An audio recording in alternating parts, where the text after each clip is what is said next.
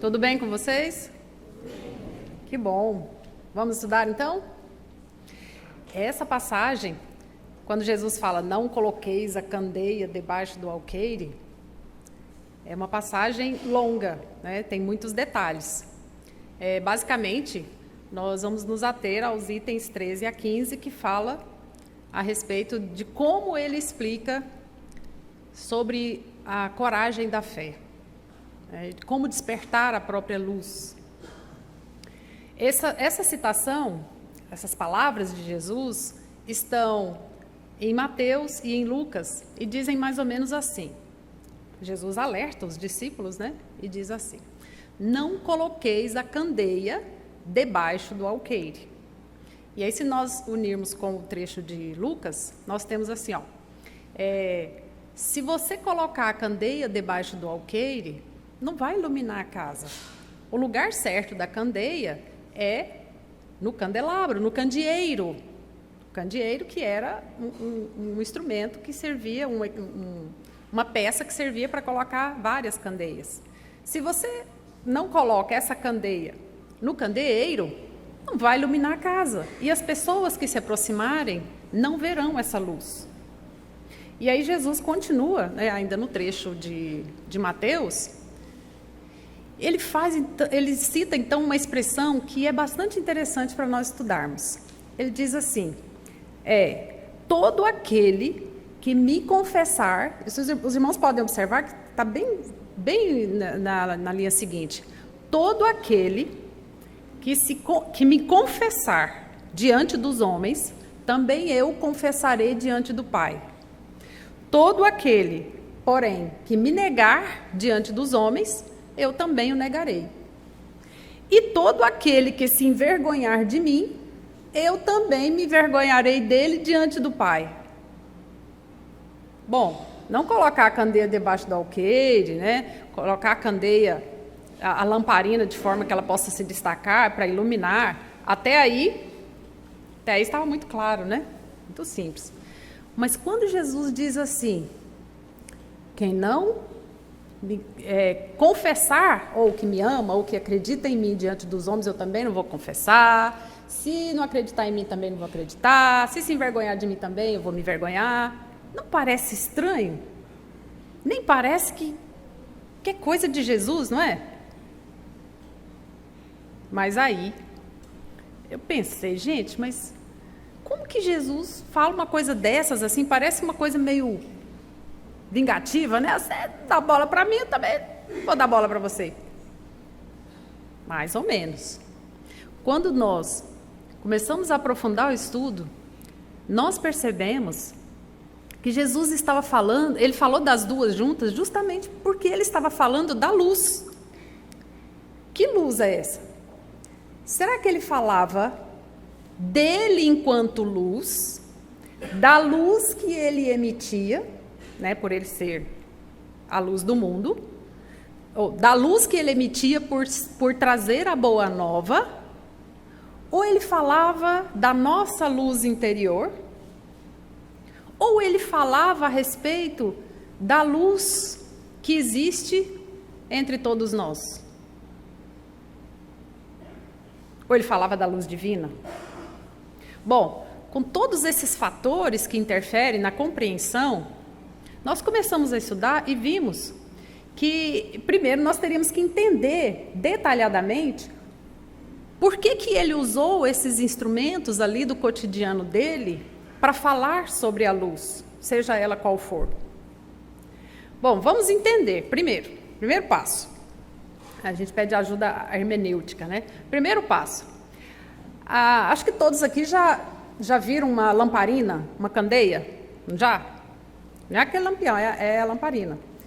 Inclusive, eu passava férias na casa da minha avó e era lamparina, amanhecia com um negócio preto assim no nariz, né, por causa do pavio, né, da lamparina. Aqui a gente não ligava porque ficava contando história até tarde, à luz de lamparina. Que coisa maravilhosa, não tem mais isso, né?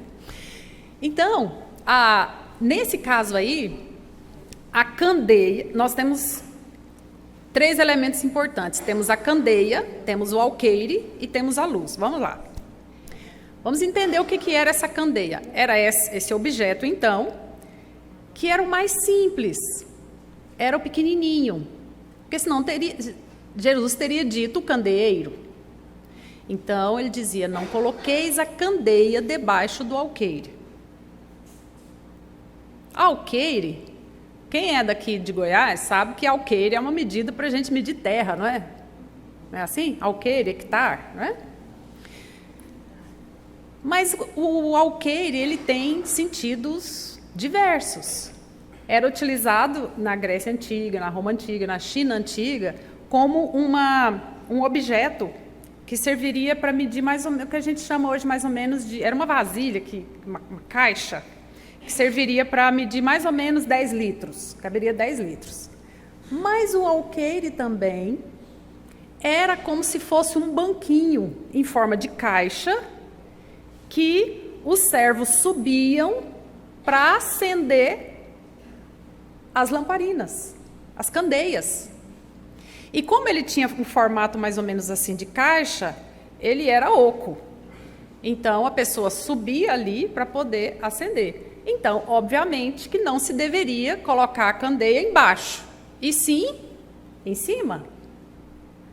Bom, entendido o alqueire, que no árabe quer dizer alqueire, segundo uma amiga minha, você tem que pregar a língua lá no palato, assim, alqueire, né? Quase todas as palavras começadas com al têm origem árabe. Alface, Álvaro, tem alguém Álvaro aqui. Então, veja bem. Então, entendendo o que é essa candeia? É o instrumento que leva a luz. Guardem isso. O alqueire, então, é a ferramenta que se utiliza, ou o instrumento também, que se utiliza para elevar a luz. Guardem isso que nós vamos precisar dessa informação. Dentro desse aspecto, então, se nós considerarmos a lamparina, essa que nós conhecemos, nós vamos precisar também de 4 elementos para que ela produza a luz. Primeiro, o recipiente. Segundo, o pavio, né, ali dentro. Terceiro, o combustível, que pode ser querosene, óleo, né, azeite, cada um, né? E tudo isso para produzir a luz. Tudo bem? Então tá, vamos precisar desses elementos para analisar. Se levarmos em consideração essa produção de luz e o fato de que Jesus queria que nós valorizássemos ela mais do que qualquer outra coisa, e que nós não deveríamos nos envergonhar dela, como que nós podemos trazer isso para o nosso cotidiano e entender como é que eu faço para produzir essa luz? Como é que eu faço para ser luz? Não cair em trevas, andar na luz. Que tipo de luz Jesus queria que nós desenvolvêssemos? Bom, podemos analisar isso dentro de 5 fatores. O primeiro deles, a luz para si mesmo. Olha, o segundo, iluminar o que é real, o que é verdadeiro, o que realmente tem valor. O terceiro, iluminar o meio. O quarto, ter sentimentos de luz. E o quinto, a luz básica. Luz de 5 formas. Bom, aí a gente vai muito além, né? Então, da luz da lamparina. Bom, luz para si mesmo. Os irmãos sabem que Jesus falava por parábolas, não é isso? Na maioria das vezes ele falava por parábolas e ainda no final dizia, quem tiver ouvidos para ouvir, que ouça, né? Ou seja, quem tiver capacidade para entender, que entenda. Jesus chamava a atenção, nessa passagem especialmente, para o nosso desenvolvimento do conhecimento. Ah, mas vamos lá. Nessa primeira luz, que é a luz para si mesmo, os irmãos sabem que a vida toda nós estudamos, nós aprendemos, de maneira direta ou indireta. Essa luz para si mesmo só acontece por meio do conhecimento, da busca pelo conhecimento. Ah, mas espera aí, tem vários tipos de conhecimento, nós até já falamos aqui. Se nós organizarmos a nossa mente aqui, nós vamos colocar esses conhecimentos em 4 recipientes.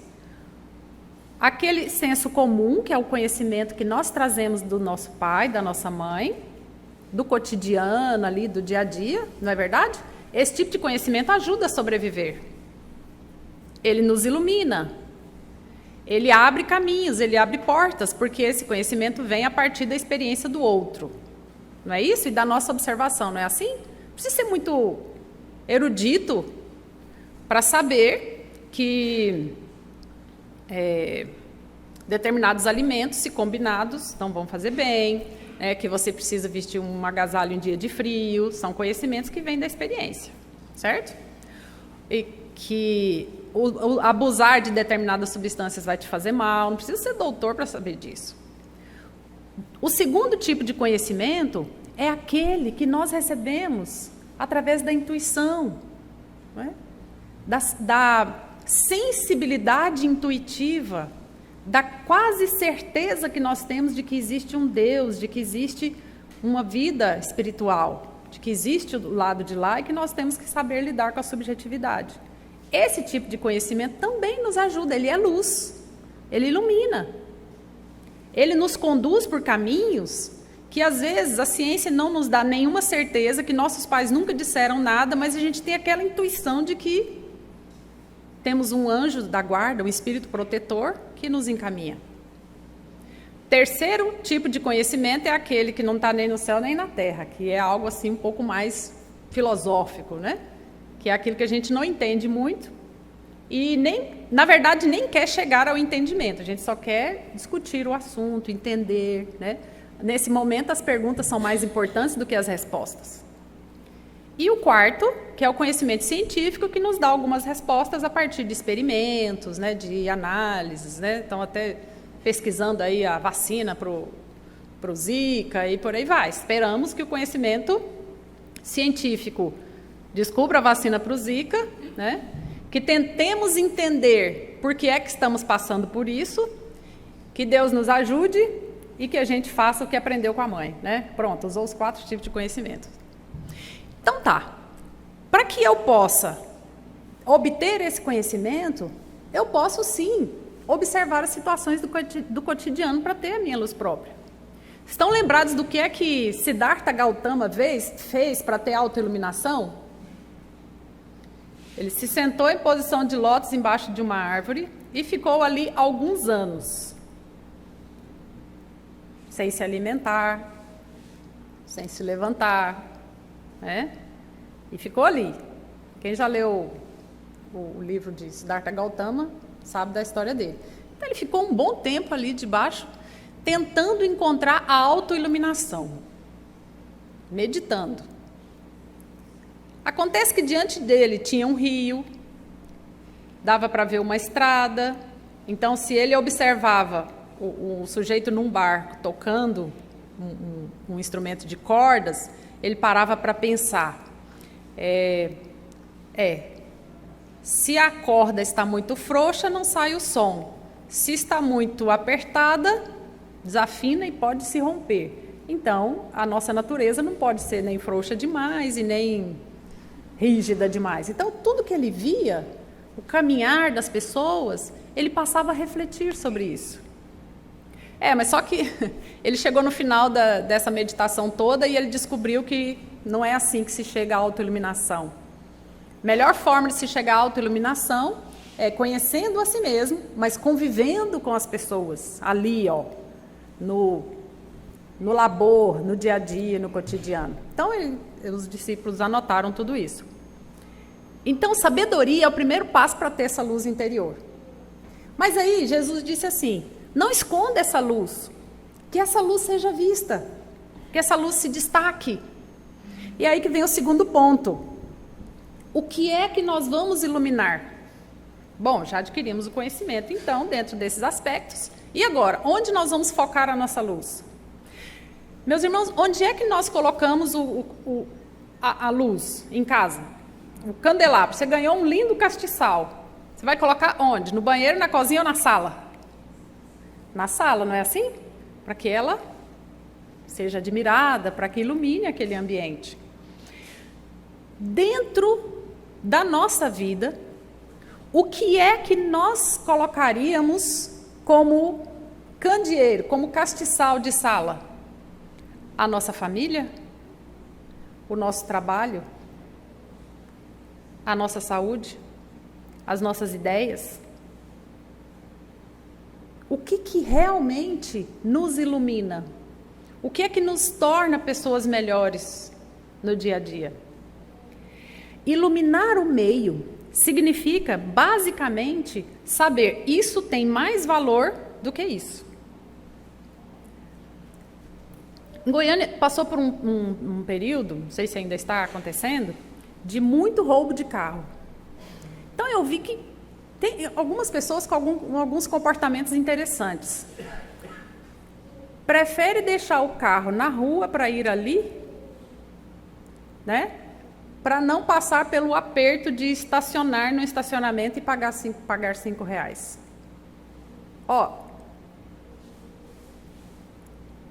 Então, qual é o valor maior se o carro for roubado? Não vai dar muito mais trabalho? Então, determinados locais, é melhor você pagar um estacionamento do que caçar uma esquina ali, ou como eu vejo às vezes, estacionar em cima de calçada, né, em lugar errado. Ah, mas eu não vou gastar R$5, não vou gastar 10, tem lugar que é 20. Não vou gastar isso, é rapidinho. É naquela paradinha em frente de casa que muitos carros são roubados, que muita gente é assaltada. Então, sempre antes de tomar uma decisão, pense, o que é que realmente tem valor? Agora, é a minha vida? É aquele bem? Ou R$5? Família tem um valor extremamente alto para nós e deve receber toda a nossa luz, toda a nossa atenção. Mas essa luz, às vezes, é apagada. Nós deixamos ela assim na escuridão, criando teia de aranha, e isso dificulta a nossa convivência. Quando nós precisamos caminhar por esse caminho chamado família, às vezes nós tropeçamos. E tropeçar nas pessoas, às vezes é fazer uma má criação, às vezes é dar uma má resposta, achando que o outro é obrigado a ter paciência conosco.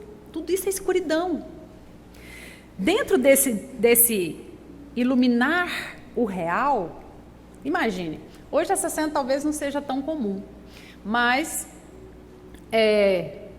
o fato de você chegar em casa e alguém sorrir para você com um suco pronto, não é bom? É bom, não é? É ótimo. O fato de você chegar no ambiente de trabalho e alguém te cumprimentar com um sorriso, não é bom? Agora imagine, você sai bem de casa, tranquilo, em harmonia, e chega no ambiente de trabalho e a pessoa começa a te contar só notícias ruins, só escuridão. Você perde a luz, você apaga a luz. Então, vamos iluminar o que realmente é importante. Outro fator, sentimentos de luz. Iluminar o meio. Paulo tinha o hábito de iluminar o meio por onde ele passava. Se os irmãos estudarem Atos dos Apóstolos, principalmente as cartas de Paulo aos Coríntios, aos Romanos, os irmãos perceberão que Paulo era extremamente otimista. Ele sempre levava mensagens de otimismo. Então, ele caminhava como se fosse uma luz, né? Levando informações. Ele dizia assim, todas as pessoas preocupadas, né? Ele dizia, todas as coisas cooperam para o bem daqueles que amam a Deus. Então, quem ama a Deus, tudo vai cooperar para o bem, mesmo que seja uma coisa ruim que esteja acontecendo agora, mas vai dar certo. Ele falava assim,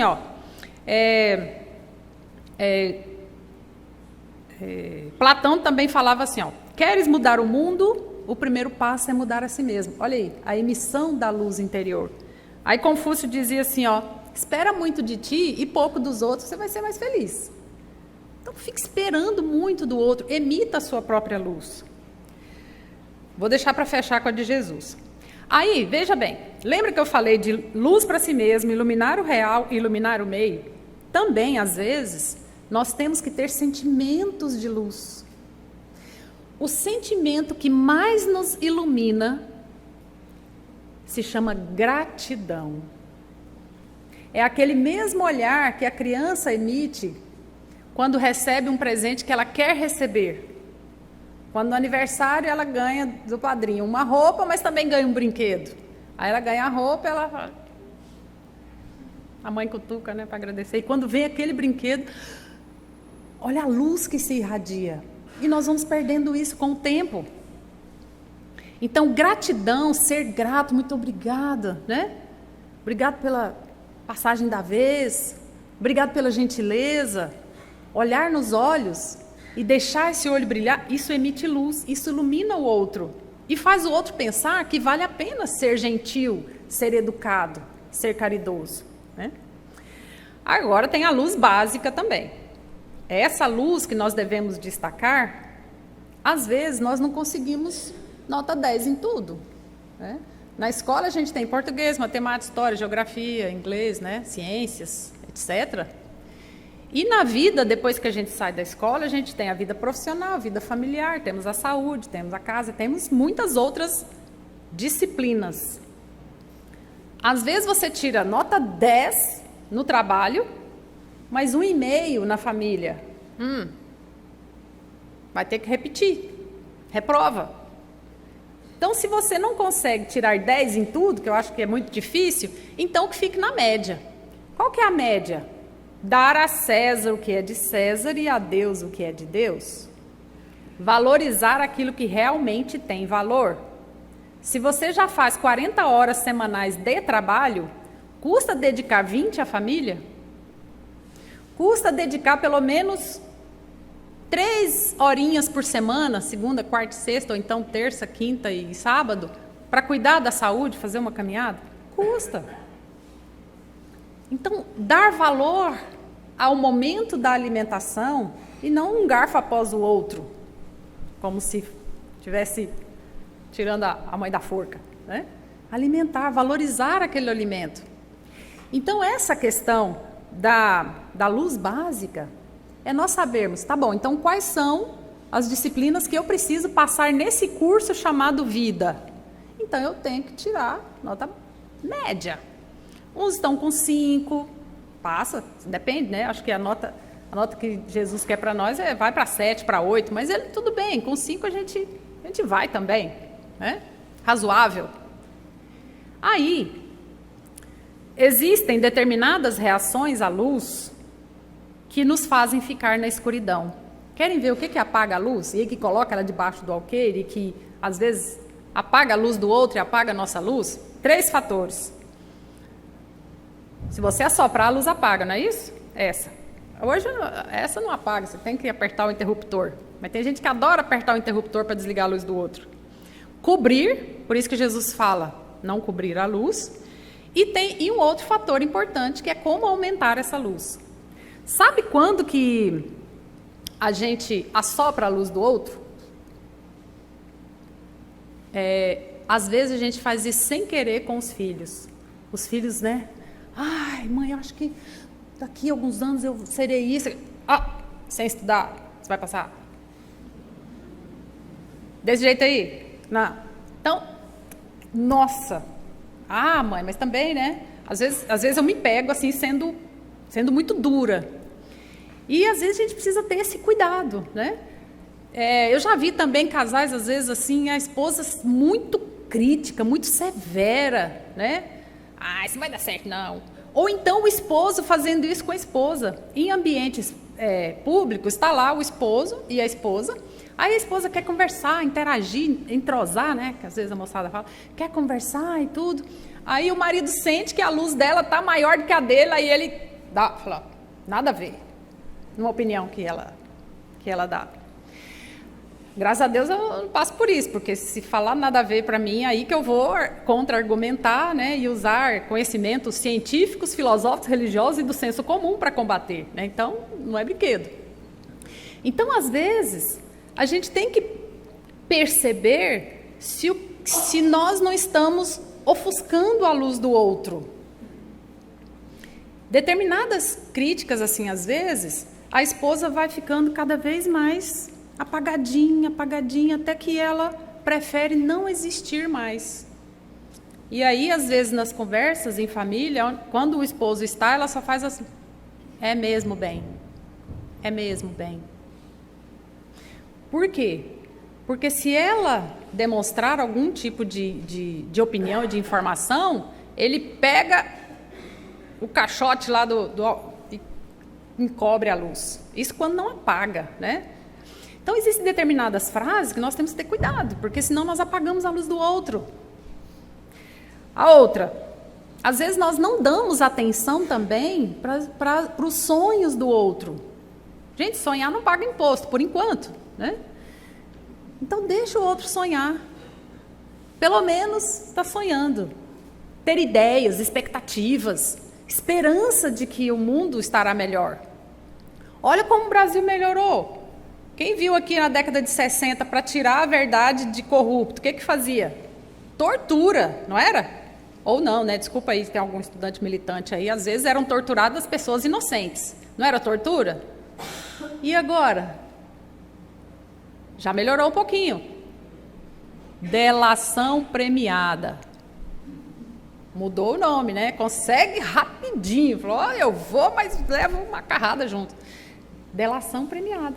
Então, ainda não está no nível bom? Não, porque, né? Vamos aprofundar nesse aspecto. Mas ainda podemos melhorar. Pelo menos, né? Algumas coisas estão se resolvendo. Então, a gente tem que ter cuidado com isso, para não apagar a luz do outro. Pelo contrário, levantar, dar combustível, dar gás, né? Colocar querosene para a luz aumentar. Vai que eu te ajudo. Não, você pode contar comigo. No que eu puder te ajudar, eu ajudo. Ah, mas é um castelo no ar. Ok, já estou chegando com um tijolo de vento. Né? Estimula, anima, ajuda a pagar um curso, né, para a pessoa.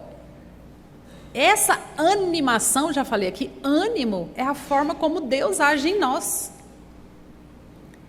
Bom, mas acontece que quando a gente anda na escuridão, às vezes é porque o outro quer nos dar a luz dele. E vou dizer uma coisa, a luz não é transferível.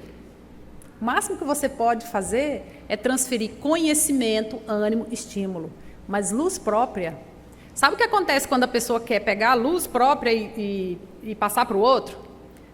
É o mesmo que você colocar um farol alto no sujeito que vem no outro carro.